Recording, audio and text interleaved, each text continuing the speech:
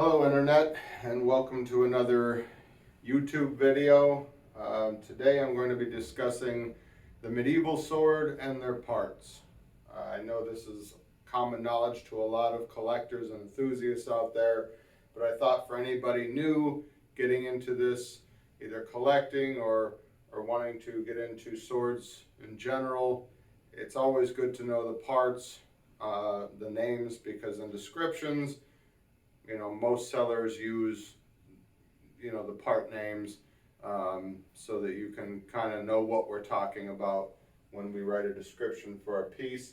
And just general learning, it's a good idea. Again, my name's Jason.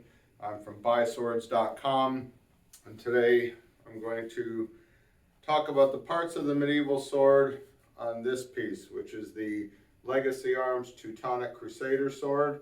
It is a battle-ready sword, and one of my personal favorites that I just had the pleasure of taking pictures for the website. It's a beauty. So here we have the pommel, which is a piece of metal at the end of the handle for a medieval sword. This one has the Teutonic cross on it.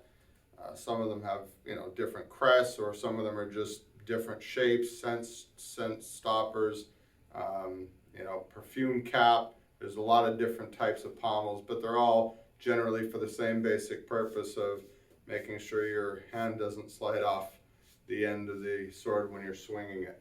It also kind of works to counterbalance the long, wide blade of this type of sword. Here we have the grip, which is wood covered in leather, on this piece anyway. And it's basically where your hand goes, nothing too spectacular about that. The guard is here. On this one it is a cross guard. Some of them have curves to them, but that is the guard.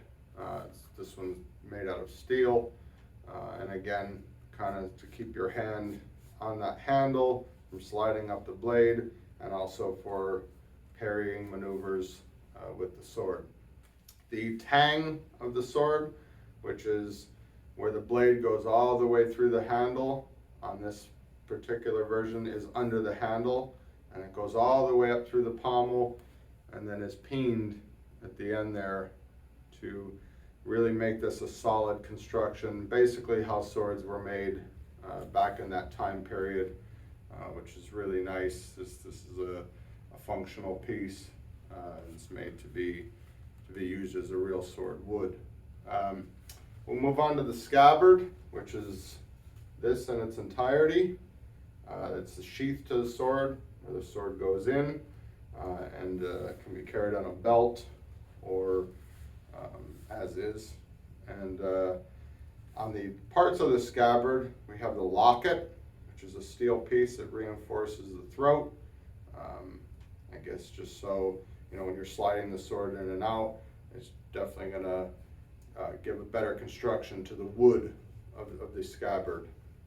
The end of the scabbard is called the chape, and it's just a steel reinforced piece.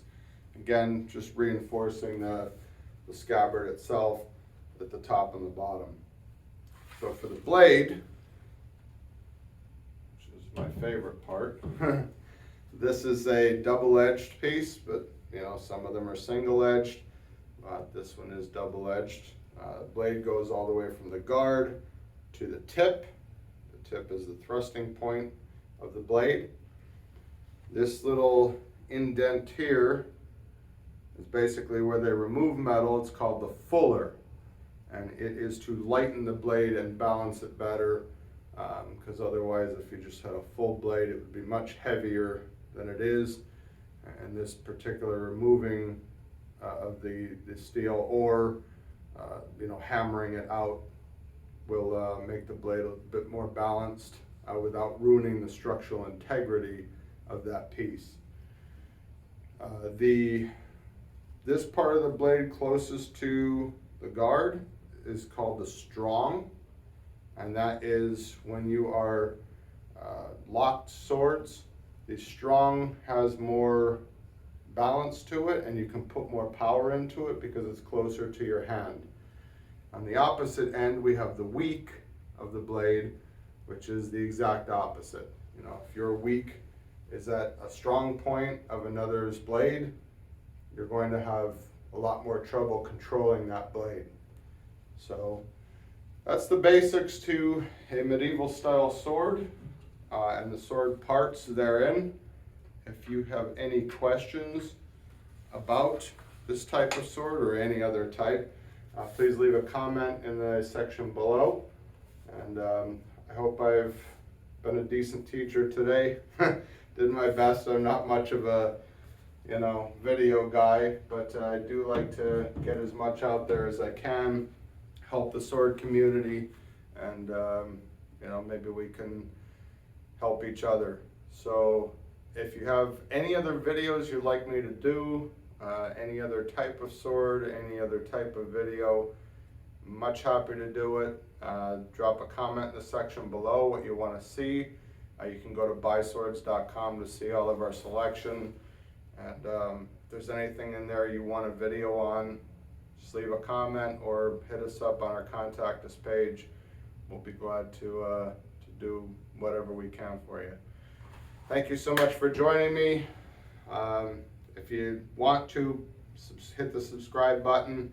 We got lots more videos coming. We're going to be doing lots and lots of videos. So hopefully if you enjoyed this one, we'll have another one on the way very shortly. Take care of yourselves till next time.